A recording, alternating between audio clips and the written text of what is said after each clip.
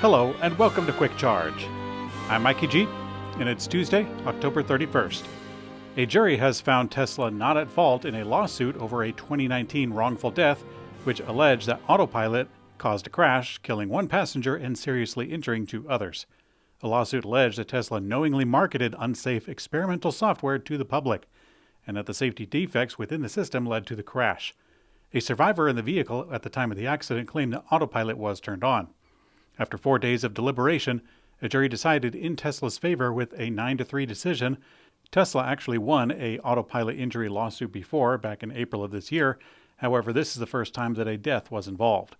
The last lawsuit used the same reasoning, that drivers are still responsible for what happens behind the wheel, while Autopilot or full self-driving are engaged, even though the name suggests otherwise. Gigafactory Mexico has received all of its needed permits to start construction. Now it's up to Tesla to give the green light after the automaker pumped the brakes on the project. The Nuevo Leon Secretary of Economy, Ivan Rivas, has commented on the situation in an apparent attempt to boost confidence in the project. He said that the project is happening and that Tesla has now obtained all the necessary permits. Understandably, the politician didn't offer a timeline for the project to start.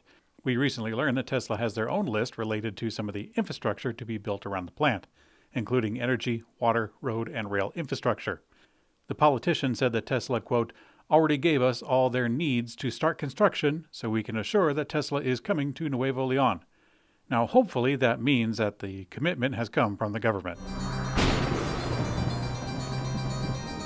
Tesla is ramping up its hiring for its humanoid robot program, Optimus, including some reinforcement learning engineers.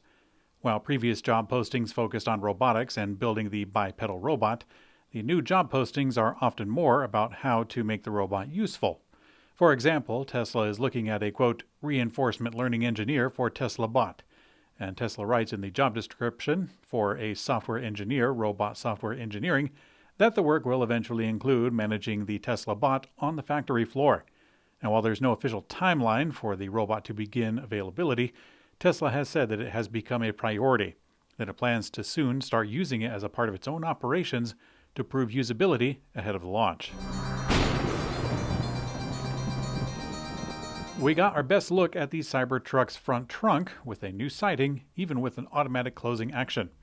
With the advent of electric pickup trucks, some are excited about the possibility of having a really large front trunk, enabling an enclosed cargo area on top of the large bed in the back.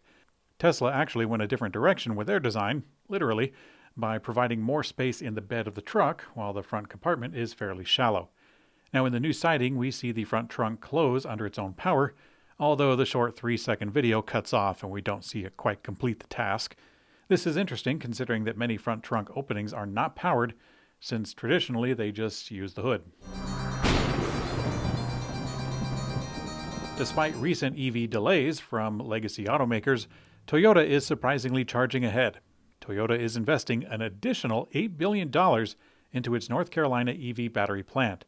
The new funding will add roughly 3,000 jobs as Toyota looks to accelerate its EV offensive. Toyota announced plans to build a new electric vehicle battery plant in North Carolina in December of 21, and the initial plans called for a $1.25 billion investment. But things are looking up. Toyota's most recent investment brings the total now to around $13.9 billion. The EV battery plant in North Carolina will be what they're calling the epicenter of North American battery production.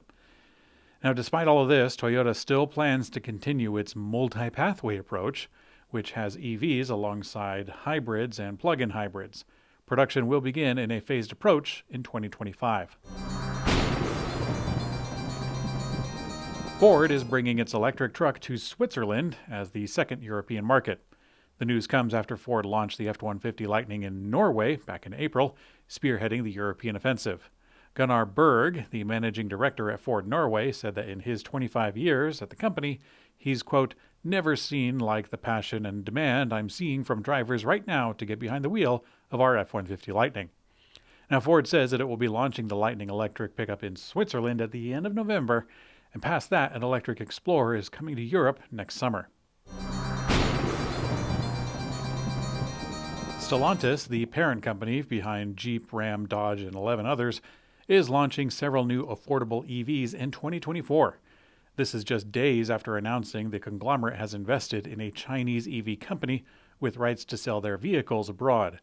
Stellantis says the new EV brand is, quote, complementary to Stellantis' current tech and products. What will now be the 15th brand will add another dimension to Stellantis' portfolio as it looks to compete in the EV era. Vietnamese EV maker VinFast may launch the cheapest electric vehicle that the U.S. will see, at least for now. VinFast showed off its VF3 electric car to U.S. dealers, which they say could launch at under $20,000. The EV maker currently sells the VF E34, VF5, VF8, and VF9, but new models are on the way. VinFast is preparing to launch their VF6 and VF7 in Vietnam ahead of global deliveries. Now, getting back to the small one, this new electric vehicle is called the VF3, and it's only 10.2 feet long and is said to seat 5 people. Sounds impressive. The report said that nearly all of the dealers, about 100 of them, want to see the VF3 make its way to the U.S. Now, although pricing has yet to be revealed for the VF3, the larger VF6 already starts at roughly $26,000 in Vietnam. VinFast vehicles have been met with a tepid reception here in the States. Perhaps a low-priced option will bore through the criticism.